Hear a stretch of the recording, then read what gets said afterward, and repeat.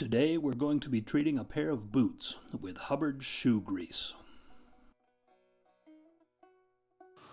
This stuff is a beeswax and pine tar formula with some other secret ingredients. The first thing we need to do is to mix up the grease. If you let it sit for long periods of time, the wax tends to settle out. Now on to the boots. These boots are Redwing 2233s. The 2233 is an all-leather boot that I find to be very comfortable. I do sometimes wish that they made it with a traditional Vibram lug sole for better traction. Anyway, the first thing to do is to take the laces out of the boots and then give them a quick brush down to remove dust and loose dirt. Keep in mind that this is a quick once-over for a rough old work boot. If you wanted to do a more serious cleaning, you could use saddle soap or something. But for these, I really just don't care. Now it's time to rub in the grease. If you're going to use this kind of shoe grease, you have to be aware of two things.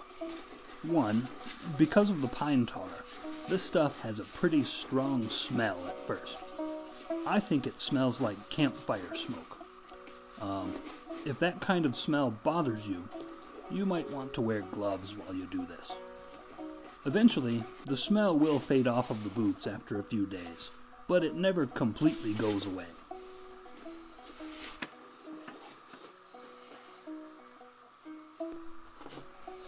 The other thing to think about is that because this is a tar-containing product, it will darken your leather somewhat. If you have light-colored boots, Huberd shoe grease may not be the best product for you.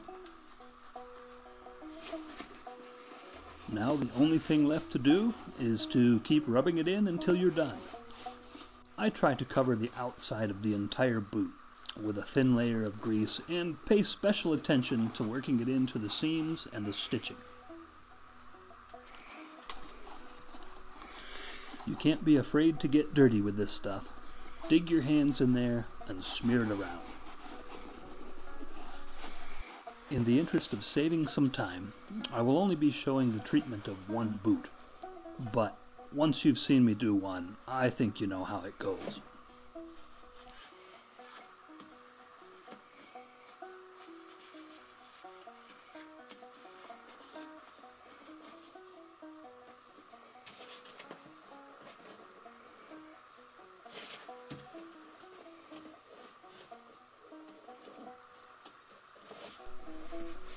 Once you've got the whole boot covered in grease, that's it, you're done.